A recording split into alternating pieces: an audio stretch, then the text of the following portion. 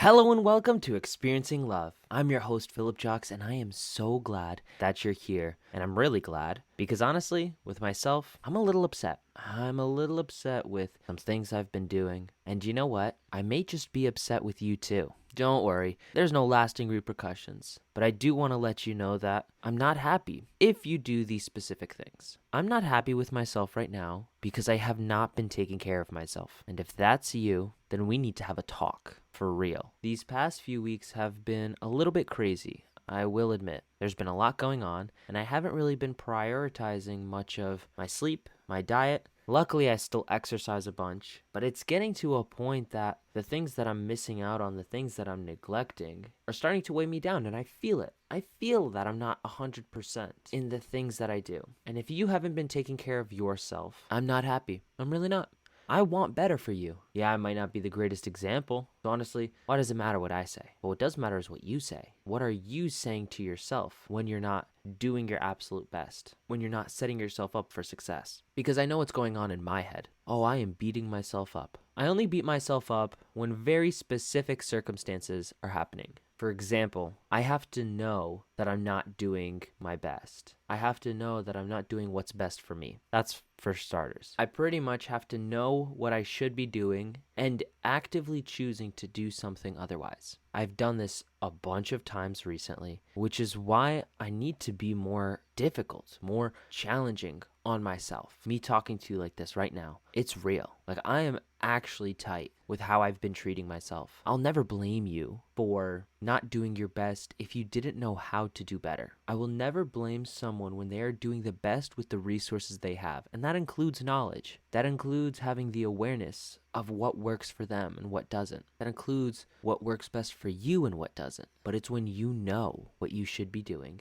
and I mean like really know, and then you don't do it. And I'm not talking the type of things like doing chores or something like that. I'm talking about the things that drain you if you don't do them, or drain you if they do. If you're out here eating junk food and not getting in some solid proteins and carbs and healthy fats, if you're out here not exercising, even though you know that exercising will really help you, if you're out here not getting enough sleep, maybe you're getting 4, 5, or 6 hours of sleep, I'm here to tell you that it's time to lock in. It's time to step up for yourself. Don't do it for me. God, no. Who am I to tell you how to live your life? But everything I've said just now, the reason I told you that I'm upset with you is not for my own sake. If you change your life around and start doing what's best for you, it's really not going to affect me all that much. I'll be real about that. And I know the same is true for me with regards to others. Me being at my best will not really affect those closest to me, and even those that might not be close to me yet. I know me being at my best is for me. Yeah, the ripple effect does have an effect on everyone, but I'm talking about direct cause and effect type of things. I always want you to do your best, to be your best, to try your best, to give your best, and that doesn't mean best of all time. That means best for this present moment. Doing what's best for you is all about what you can do right now, not the ideal. I'm not going to be unrealistic here. Like, if you have trouble eating healthy and all you have in your house is unhealthy food, I might not blame you for eating unhealthy food, but I might question you about what type of grocery shopping you may be doing.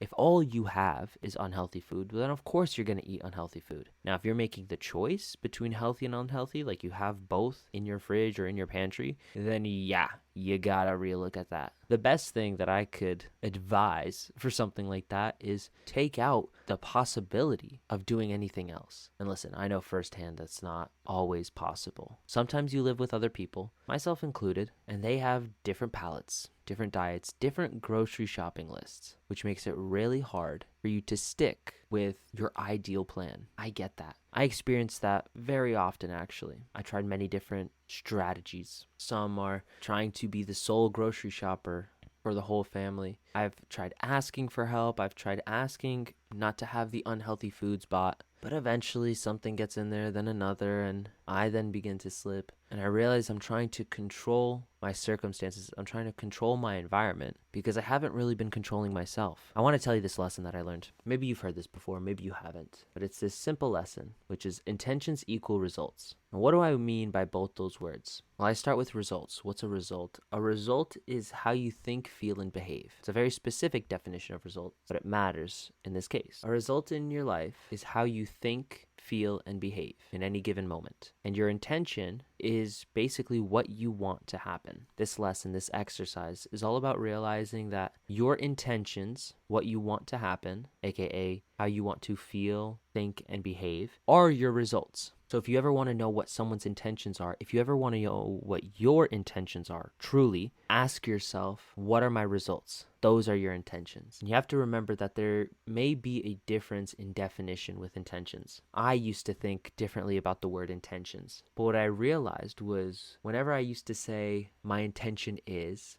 it was never really an intention. I was more stating a desire. And a lot of people do this these days. When you ask them what are their intentions, when you ask them what they want to happen, they will tell you what they desire to happen or what they think they want to happen. But in reality, the way they think, feel, and behave was their truest intention. And most of it is subconscious. Most of it is unconscious, I guess. Meaning you don't actively think about, okay, what are my intentions today? You just experience it. You just have a life. So as much as I sit here and say that I'm upset with myself and may be upset with you, in reality, I can't argue that it's been my intention to not do what's best for me. And that's a tough pill to swallow. It could be a tough pill to swallow when you realize and take responsibility for the fact that you're not doing what's best for you. Or I guess more in general, it could be a tough pill to swallow the truth, to really accept the truth. This is the type of objective truth that I'm talking about. The facts are the facts. Reality is reality. 5 minutes ago, what you thought in that moment is what you thought in that moment. What you felt is what you felt. How you acted is how you acted. There's less room for interpretation or guessing or whatever can come from that. It's possible to change your intentions, and to prove it to yourself, you just have to change your results. That's what I have to do now. I could sit here and complain to you all I want. I could sit here and be tired or say that I'm tired. But in reality, I can have all the energy that I want right now. Because when I choose that my intention is to be full energy and to finish this episode off strong, you will only know if it's true when I do it. Until someone does what their intention is, it's only a desire. It's only a wish. People confuse wishes for intentions or intentions for wishes, whichever one. I hope you know what I'm talking about. I'm coming here to you today with almost a cry for help, for support, for community, because I want to do better. I need to do better, and I will do better. Listen, I gotta go get this sleep.